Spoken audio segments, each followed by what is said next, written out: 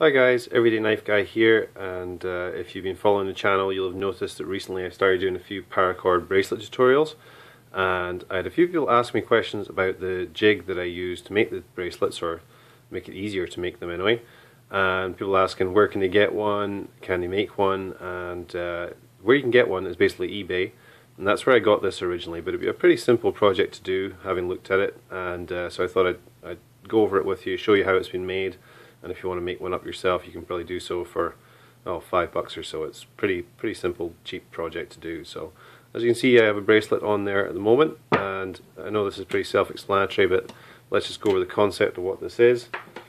So basically, you have two half buckles. You have a male and a female already attached to the jig. You come along with your opposing parts. These will be the buckles that make your new bracelet. Attach those on. You're ready to string together the base cords of your bracelet and weave it on the jig. You set the length of the bracelet you want before you start, and when you're done you just pop these off and away you go. Whoops. Yeah, not like that though. And yeah, so it's a pretty simple thing, but makes life a whole lot easier, keeps everything nice and neat, and allows you to concentrate on how you're weaving. So this has actually been made out of Home Depot yardstick.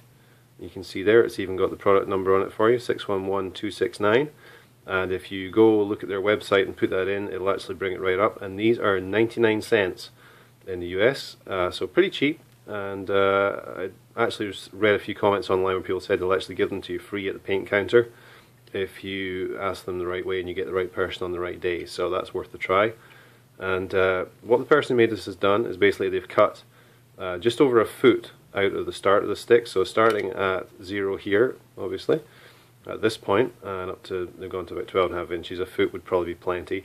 I have this set for a bracelet for me, which is about just over 8.5 inches. That's a fairly standard size, so you're never really going to need much longer than this.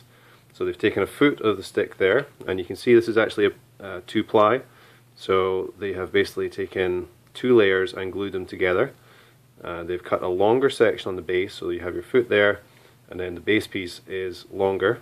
And you can see there it's cut out of the remainder of the stick. They have glued, just, probably a standard wood glue would be fine, glued your actual measuring piece onto the top of that, so you leave a little space on the left. They've then cut 3 layers at that, which is 1.5 inches long.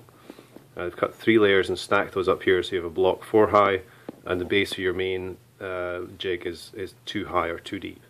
Just glue the whole thing together. They've actually used what looks like a brad nailer just to put 4 nails through there and keep that block nice and solid. At the other end you have a movable block, and it is just 2 layers. Let me just see how long that is. It's just 2 layers of the stick, and it is 2.5 inches long, and they've just glued those together, and of course that moves independently on top of the main base to adjust your length. So once you have this block in place, you're going to want to fix your buckles on. They've just used a basic cable clip there, and obviously you want the kind of the join part in your buckle to be roughly level with the end of this block, because this is basically 0.0 for the distance of your bracelet. So you want that to be roughly in line there, and same at this end on this block, the female end. Doesn't matter which way you do it, of course. You want that to be roughly level with the end of the block so you can get an accurate distance. Yeah, so they've clipped that on there. The only disadvantage I see with using these kind of clips is you can't change the type of buckle. I tend to just use the small standard paracord buckle, but if you did vary up between this and the larger one for wider bracelets, or if you used any shackles like these, which I use sometimes, the metal shackle, you might want to think out a different way of attaching these so you can change them up between them. It wouldn't be too hard to do. You could even just put a peg down in, or you could actually bolt on whichever type you want. I'm sure you can come up with some way depending on what your needs are. So a little modification there maybe, but if you're making a jig just for the standard buckle, this will work fine. To make this block movable, they have basically just used what looks like a miter saw to cut a slot or a groove into this down to about 6.5 inches, and you can see there where it's cut out at the bottom, and into that slot they've just put in a bolt. Let's see roughly what that is. Yeah, it's about 1.5 inch bolt there, and it's just got a wing nut and a washer on top to clamp it down nice and tight. And if I slacken that off, so I'll just take it right off, it'll just be easier. There you go, let's knock that washer off. You can see that the bolt they've used actually has a square collar on it, which works quite well because obviously that slides, if this focuses, there you go, that slides down into the slot and kind of keeps this end nice and tight. You don't need to use a spanner, sorry, a wrench. I'm in North America now, you don't need to use a wrench or screwdriver or anything to hold this end, but you know, any kind of bolt will do.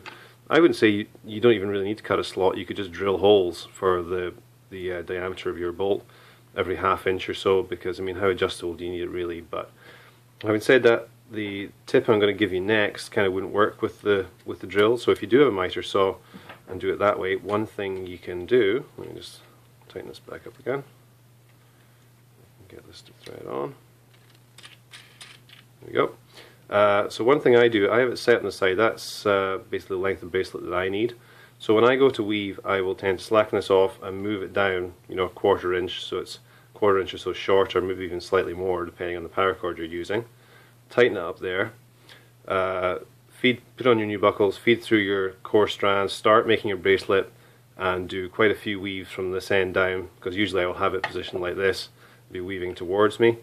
Do a few weaves down from this end, and then I'd slacken this off and actually stretch out the cords so they're fully taut, because it's hard to get it nice and taut when you're beginning the weave, and it's easier to start slightly short and then just stretch so everything, you know, stays nicely in place. And you should, doing it that way, end up with a bracelet that's exactly the right length, and also there's no loose or sloppy weave. It's all nice and neat and taut and where it should be. So that's the way I do it. The only downside of the way they've constructed this jig for me is the fact that you actually have the head of this bolt is protruding from the bottom here, you can see. So usually it's easiest if you can lay this flat on a bench, but with the head of that bolt you tend to get a bit of rock. So there's various ways around that. You could router out a slot here the size of the head of the bolt so it sits just down below the surface at the bottom here. You can actually see the bolt right through there. Or, I don't know, you could add an extra block on here and a block on here, make the whole thing slightly longer just so it sits up off the desk. There's lots of ways around it. For me, it's not really a big deal at the moment. I actually have, I don't know if you can see it in shot here, just out of shot here, I have a bolt into my desk. So what I tend to do is just slot this into it there, so the bolt comes into the slot, and then just tighten it down, clamps the whole thing down to the desk, doesn't move around, and makes it easier to weave. So there you have it, guys. If you've got any questions, leave it in the comments. I think it's a pretty simple, self-explanatory project. As I say, you can get these yardsticks super cheap. You've already got your buckles, so all you really need is a few of these clips, a bolt, a couple of screws maybe to fix these down, and that's about it. So hopefully that helps, and hope you enjoyed it. As I say, if you have any questions, just let me know in the comments, and thanks for watching. I'll see you in the next video.